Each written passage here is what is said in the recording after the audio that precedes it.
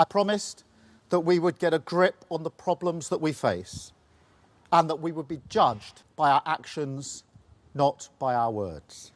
Yeah, but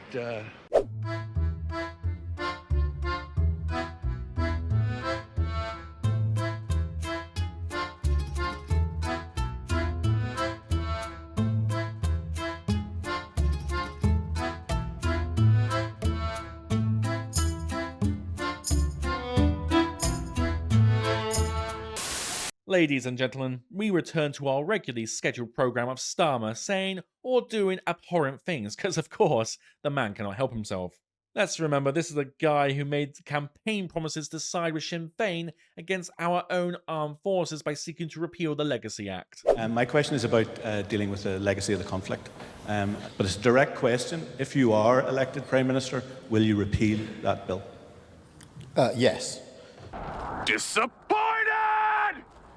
A man who just in the last few days made a speech about the future of this country, a speech that boils everything down to two overarching points. 2 points in which this video will be going through in order to fact check, provide any needed context, or counter with different arguments and points of view. First though, let's listen to the man himself with what is the first point. We've also seen shocking scenes across the nation. A mindless minority of thugs who thought that they could get away with causing chaos. And as if that wasn't despicable enough, people displaying swastika tattoos, shouting racist slurs on our streets, Nazi salutes at the cenotaph, under the pretense, and it is a pretense, of legitimate protest. That I won't tolerate a breakdown in law and order under any circumstances. And I will not listen to those who exploit grieving families and disrespect local communities. But these riots didn't happen in a vacuum. The cracks in our foundations laid bare, weakened by a decade of division and decline, infected by a spiral of populism which fed off cycles of failure of the last government. They offered the snake oil of populism, which led to more failure, round and round and round.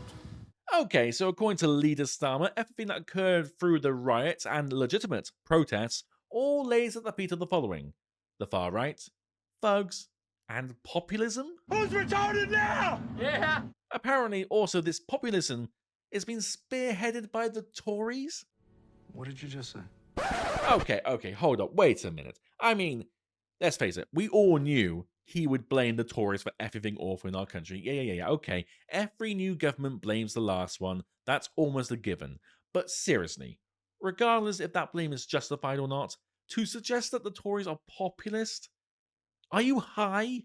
Are you high? Definition of populism. Populism, a political approach that strives to appeal to ordinary people who feel that their concerns are disregarded by established elite groups. Every time they faced a difficult problem, they offered the snake oil of populism. Are you insane? The man must be truly deluded to think that populism, which is just simply a name stamped on the things that people actually want, and is treated as an ugly thing by people who fundamentally don't understand the grievances of ordinary folk. He has to be deluded if he thinks this. This is why Reform UK is doing so well. Right now, they are doing it under the radar as well, because, Mr. Starmer, while you are focused on your bullshit accusations, and even worse, political persecution of ordinary citizens, Reform UK is out there, building even more support, and, with proof of this, a new elected council group has formed in Wales, as well as winning 2 by-elections for a council in England. Things are certainly happening. We've done more in 7 weeks than the last government did in 7 years. Yes, you've done more to divide people than bring them together, haven't you? To quantify how a person thinks or feels by the colour of their skin or the accent they speak with. And in my humble little opinion, you should be treated like public enemy number 1. This is a man that blames the ordinary citizen for problems he helped push. Problems he helped push towards the decline of our nation. Please remember something. Yes, he's Prime Minister now, so Some of you may think, oh, that means the problems of the past are not his responsibility. Not so. No. He was advising another prime minister beforehand, saying the exact same rhetoric, the exact same ignorance, the exact same attitudes towards normal people who don't believe in what he believes, his brand of snake oil, as he puts it. Which I have no doubt led to the infamous incident involving Gordon Brown calling one of his Labour voters a bigoted woman. Thanks very much. It's a disaster. Well, just... Okay. Should never have put me up with that woman. Whose idea was that? I don't know, I didn't see her. It was Sue, I think. It was just ridiculous. There will be that. What did she say? Oh, everything. She's just a sort of bigoted woman. Said she used to be Labour. I mean, it's just ridiculous. I don't know why. And sometimes you actually have to be a bigot in order to bring down bigger bigots. And that's why we have to take action and do things differently.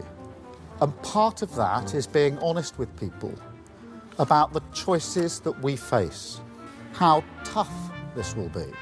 Things will get worse before they get better. It's going to get worse before it gets better? I swear, I've heard this before. I want to get straight to the point. We all know how bad things are. Massive debt, social breakdown, political disenchantment. It is going to be tough.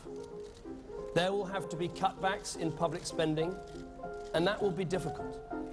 We will need to confront Britain's culture of irresponsibility, and that will be tough for many people.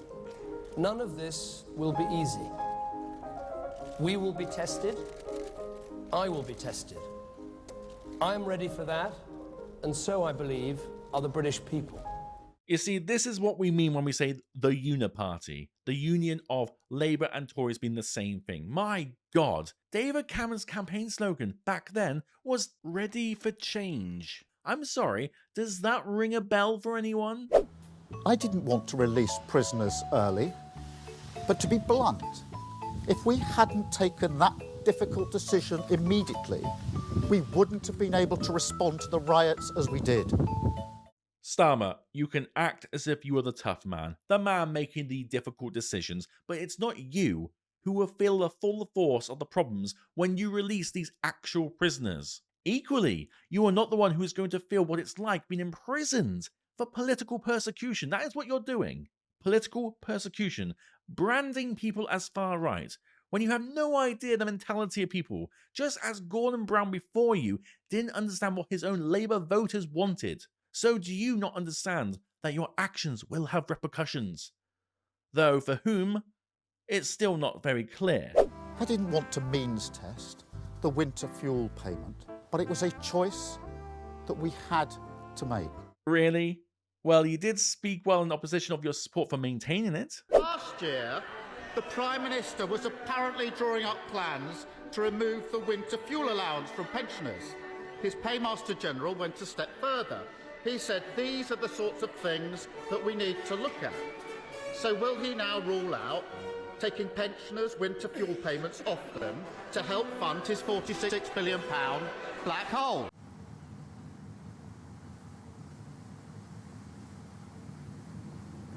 Seriously? But of course, once you get into government, it really doesn't matter what you say in opposition, does it? No. Just keep to the mantra of blame the previous government, blame the people, and blame the private sector. In fact, you know what? Just blame anything or anyone that avoids blame being placed on yourself. That's what the Tories did. That's what Labour always do. That's how America does it. And it's worked out pretty well so far. But unfortunately for you, people are more awake now than ever before. That's one blessing of the internet. We can actually trace things down, look things up, make sense of how we got to this awful place in our history. You blame ordinary people for rioting. You say it's anti-immigrant. I wonder, what could people possibly be angry about that involves immigration?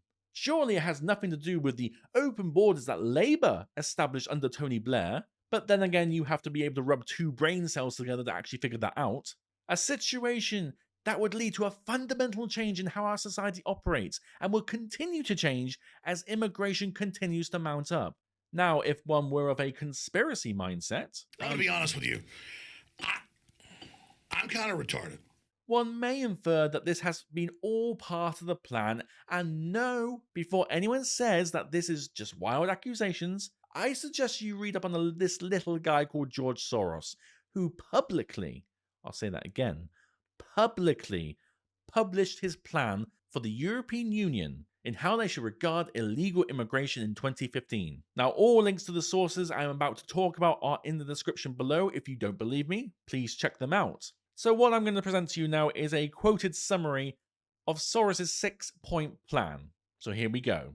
First, the EU has to accept at least 1 million asylum seekers annually for the foreseeable future, and to do that, it must share the burden fairly. That means spread them across the entire European Union. Bear in mind we were a member at this time. The EU should provide €15,000 per asylum seeker for each of the first 2 years to help cover housing, healthcare and education costs, and to make accepting refugees more appealing to member states, aka bribery. Second, the EU must lead the global effort to provide adequate funding to Lebanon, Jordan and Turkey to support the 4 million refugees currently living in those countries. Third, the EU must immediately start building a single EU asylum and migration agency and eventually a single EU border guard.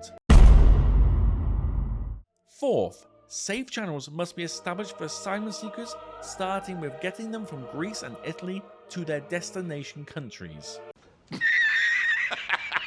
Fifth, the operational and financial arrangements developed by the EU should be used to establish global standards for the treatment of asylum seekers and migrants. Finally, also number 6, to absorb and integrate more than 1 million asylum seekers and migrants a year, the EU needs to mobilize the private sector, NGOs, church groups and businesses to act as sponsors.